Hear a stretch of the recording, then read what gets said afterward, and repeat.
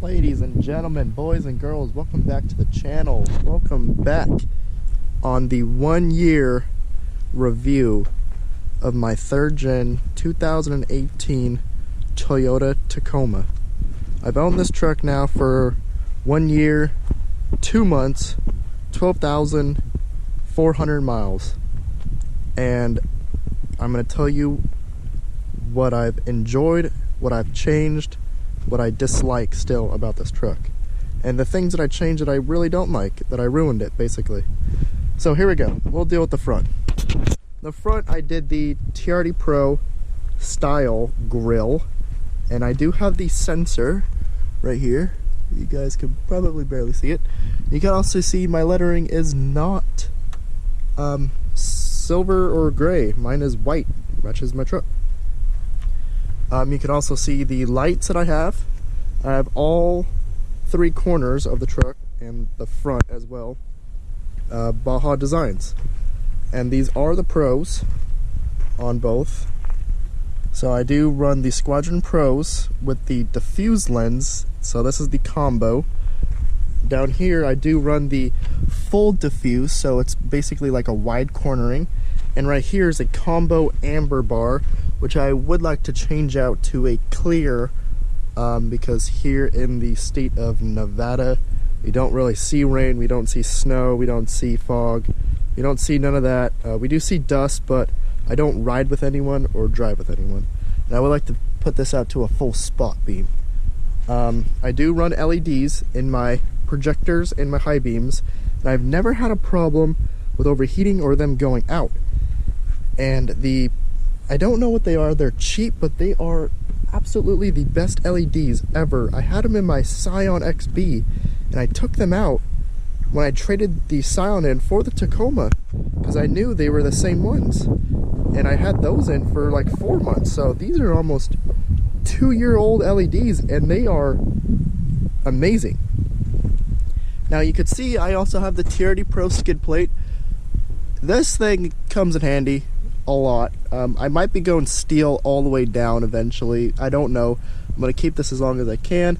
And you can see I got scuffs on the black. I got scuffs, big ass scratches on this thing. And for you guys that are wondering how I like the TSS system and all that stuff, I like it, but I don't like it. I like it a lot. It's cool. It's a great feature if you're keeping your truck kind of stock. I did the update Toyota had. They were really nice. My dealership here in town, Findlay Toyota, Henderson of Nevada, is really nice. They didn't try and screw me over or anything like that. They didn't blame it on me putting on the TRD Pro grill. They just did the update. They did what they could. They put the foam behind it. I didn't have any problems. They're great guys. I really like them out there. You can also see I have an SNB cold air intake, and yes, this is a true cold air intake. It has an inlet coming from right here behind the housing, this huge silicone thing, and it also takes the stock factory one as well. And this is all sealed. Everything is sealed around here. This is a true cold air intake, and I've never had any problems with that, and my gas mileage has quietly improved a lot. You can also see I do have all the TRD bezels. I have the radiator cap, and I do have the oil cap, because that's just cool in my opinion. And you can see my battery is leaking. No surprise there. I wouldn't doubt that, you know. This thing has seen off-roading. It sees lights. It sees things that it shouldn't have on factory. So this is probably going to take a shit eventually. I wouldn't doubt it. Moving on the side of the truck, I do run KO2s on this truck. These are FNW wheels with a -20 offset. These are 16-inch rims all the way across the truck. These are 265, 75, 16 KO2s. I have 5 of them on the truck. I got the spare matching, and I have all 4 around the corner.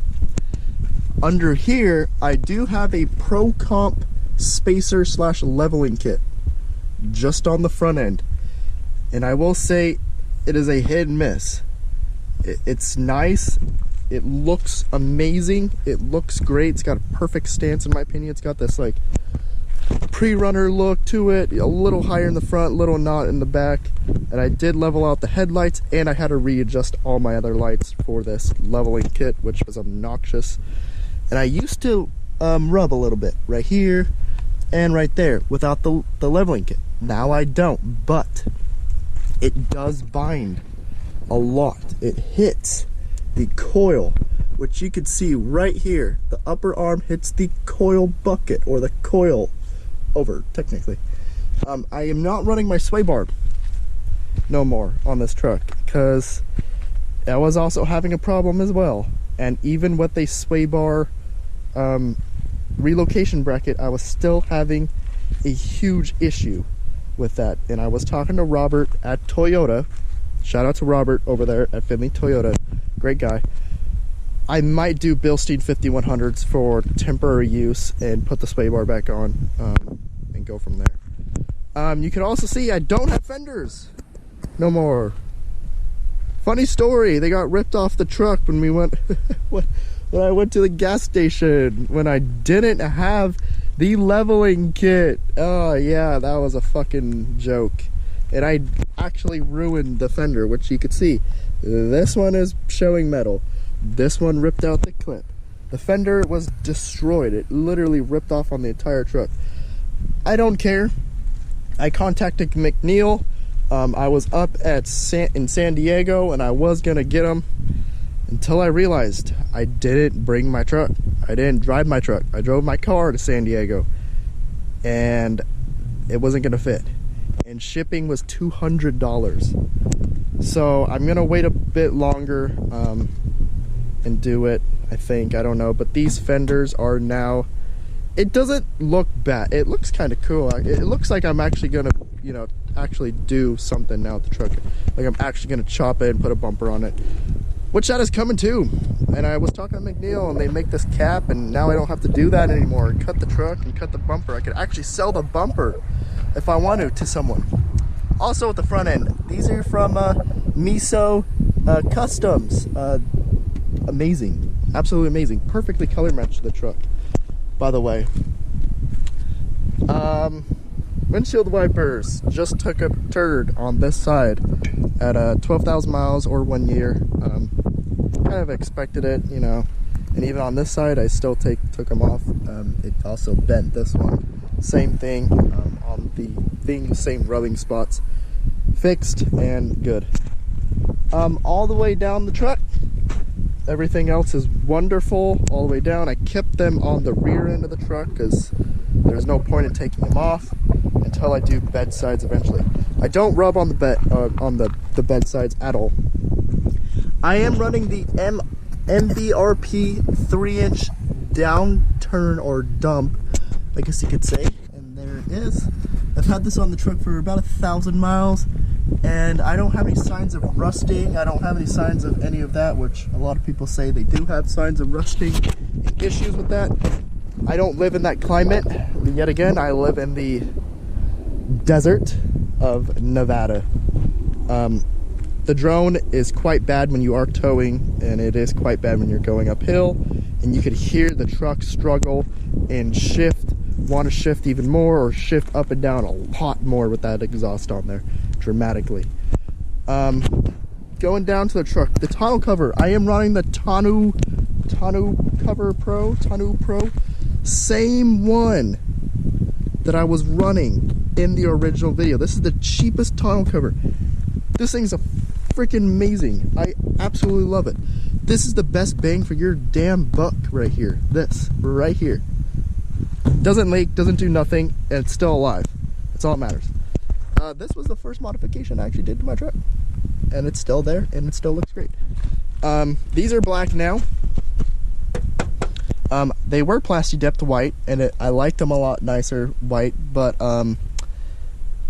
the plasti dip started coming off due to the tire flinging right here, and this is from a rock, which you guys are going to be running mud tires and AT tires like this, and you will be going off-road. You will get stuff like this all day long.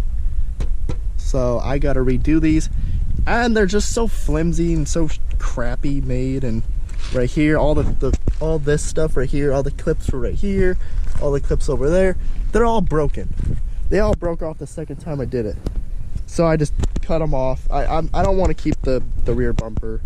It looks stupid. It's so cheap and idiotic. I hate it to death. We're going to the gas cap now. I am running the Miso Customs gas hole. I love this thing, guys. Freaking love it. This was the best, like, I think it was like 35 bucks I've ever spent. It's so cool. I love it. Yeah, you always get little binding issues right here for some odd reason. I don't know why. It's like every car that I own has binding issues right there when I do it. Nothing else. And there's a spider on my truck. Wonderful. Ugh, I hate fucking spiders to death. There's nothing else that I am running on the outside of the truck. It is quite... I don't even want to open the door anymore. We went to the passenger side because of the spider. I'm not dealing with that. I am not dealing with that right now. I can't deal with it. Here, in this inside of the cab, everything's looking great. And you could see... Jason, why is this black? Why is this black? Why is this black? It's a seat cover! I went with seat covers. I go off-road a lot, and I do trips a lot in my truck, and this will save your ass with things. And it actually looks good, to be honest with you guys. Like, it really looks good. It looks cheap, yeah, but guess what? It saves your ass for stupid people dropping stuff in your truck and all that stuff. And these WeatherTech mats, these are not for this truck. These are from a Sequoia, a 2007 Sequoia my grandparents had, and they traded it in for a brand new RAV4, and they were going to throw these away until I realized they actually fit in the Toyota Tacoma. I did have to modify them a little bit, like right here, right there, and go from there. And the rears, this is from the third row passenger seat in the Sequoia, and it's perfectly fine. I just had to cut this out. Yeah, it's not laser cut from WeatherTech mat, but guess what? They were free. So bam, you know, free. The interior of this truck is holding up really well. I don't have any problems with wear. I don't have problems with anything that you could think of in this truck. My biggest complaint was the seats. That's why I did this. They were so light colored. It was unbelievable. For trips and having people in your car with drinks was really, really scary. And I changed that dramatically and had to do it really quick. These are just the Type S, really cheap, like $10 seat covers. They did the headrest. They didn't do nothing on the rear. I would love to do leather in this truck, like do the actual leather, like they take the whole seat off and they do it. I would like to do that eventually. That would be really, really cool in this truck. I was thinking, but no one makes anything for the back seats, these the access cab seats. So I think it would look weird, and you know, I'll wait. No one really sits back there. It's just luggage and storage. And what you guys can see, what I do run for storage back here in this truck, you know, it's just jumper cables, because you never know. And on the other side, it's all my recovery gear. It's all my recovery gear from all really, really nice companies that I really do enjoy. They helped out a lot in the past. Never gotten this truck stuck, ever. I've never had an issue off-road, which is insane due to the things that it's done for only being a two-wheel drive truck. It's unbelievable. I love this truck. I did have issues. The ticking noise and the knocking noise from the engine bay. I heard it was the high pressure fuel pump or fuel rail system, and I saw that there was a fix apparently online where one of the guys actually took out like one of these sensors around here and put like rubber washers around it. Apparently it's supposed to quiet it down. I've just learned now that it's gonna be making that noise. I realize a lot of Tacomas do make this noise, and it's just something you got to get used to. It's weird. It's a weird noise, and it doesn't sound good, but it's gonna make those noises apparently. I'm not having any issues with weathering headlights in the state that I live in. The tires are holding up well. They are chunking. Since this is a two-wheel drive truck and some obstacles I do have to be a little bit more aggressive than a four-wheel drive truck. So you will see a little more chunking than normal in this vehicle.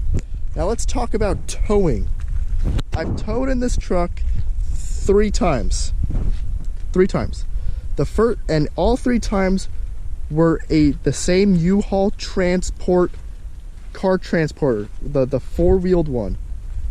I believe that thing weighs, just the transport alone weighs probably 1,700 pounds. It is really, really heavy, or even 2,000 pounds. It's unbelievably heavy, and it's long. You could fit a full-sized vehicle. I could fit the Toyota Tacoma on that vehicle. It's unbelievably long. Now, I do run this hitch 24/7, unless I know I'm physically going off-road. This is from B&W Trailer Hitches. It's great. I run it just like this. I don't tuck it up like a lot of guys do.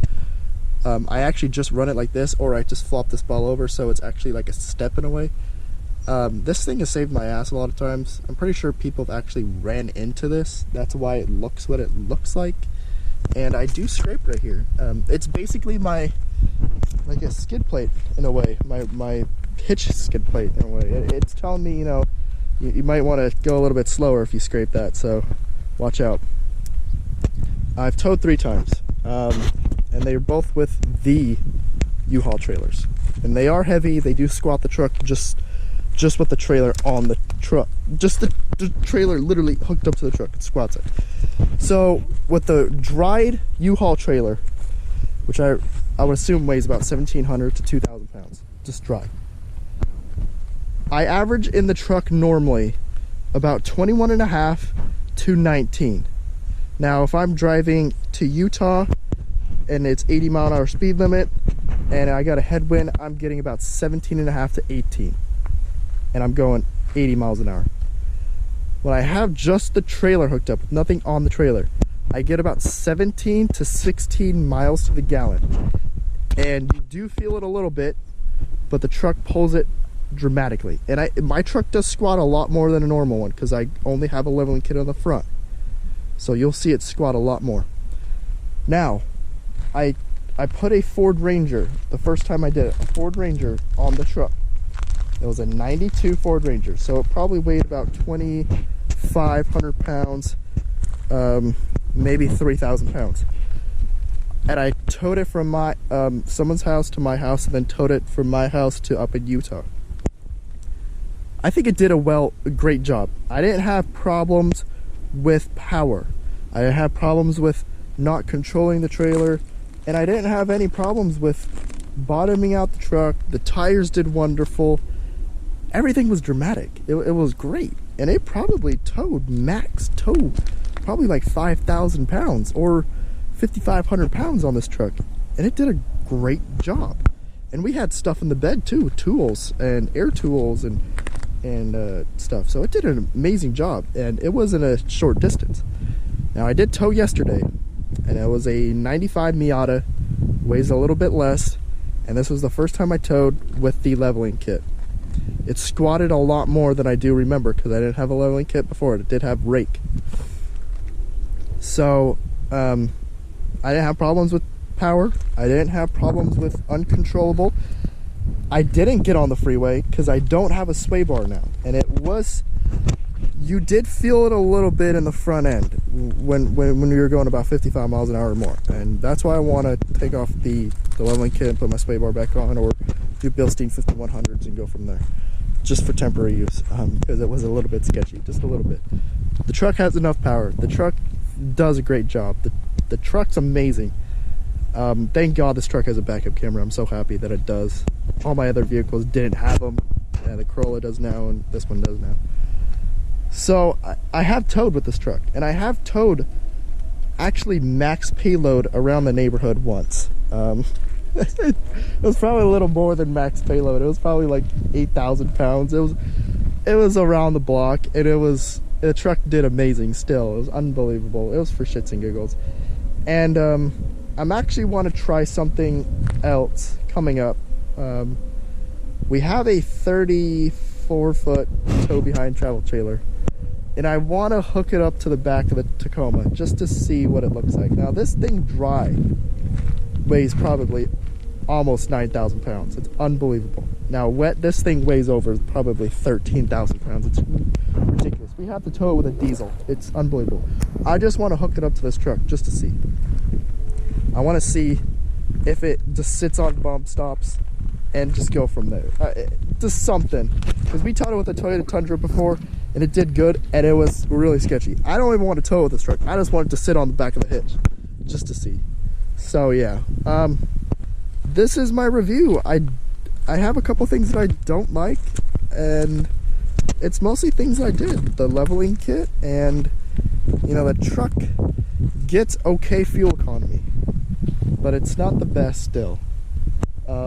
Other things is the things that I worry about are just the noises. The transmission's obnoxious in this thing sometimes. It's something to get used to. It does hunt for gears a lot. But yeah, I don't really not like a lot of things about this truck besides the ticking noise. The high pressure fuel pump is just the ticking noise, and just the tranny. You know, it goes up and down a lot. You know, it cycles gears just randomly. And it goes in a gear that you're like, why the fuck did you pick this gear? And you know, sometimes you want to take control of the truck. So if you get a manual on this truck, that you won't have a problem with. High pressure fuel pump, you'll still hear it tick. I would get a manual next time, possibly, if I was going to do it again, but my wife can actually drive this truck. So yeah, big things will be coming. Slow and steady, guys. Right now the truck is perfect as is, and I don't want to ruin it. I really do like it right now. Besides the fenders, I ruined those. That was my fault. That was a joke. So yeah, here's my impression on my 1 year review on my 3rd gen Toyota Tacoma 2-wheel drive access cab. Not all people have access cabs. So yeah, you will see a lot of double cabs, not a lot of access cabs. The fucking spider is right there. Fucking shit. I'm not getting in my truck over here. God damn it. Oh, it's a little mother. You won't see him live anymore. I'm probably gonna get demonetized in an hour. Video's gonna get shut down by YouTube or something stupid to do that. So yeah, there you go, guys. Hope you guys enjoyed. See you next time. Bye bye.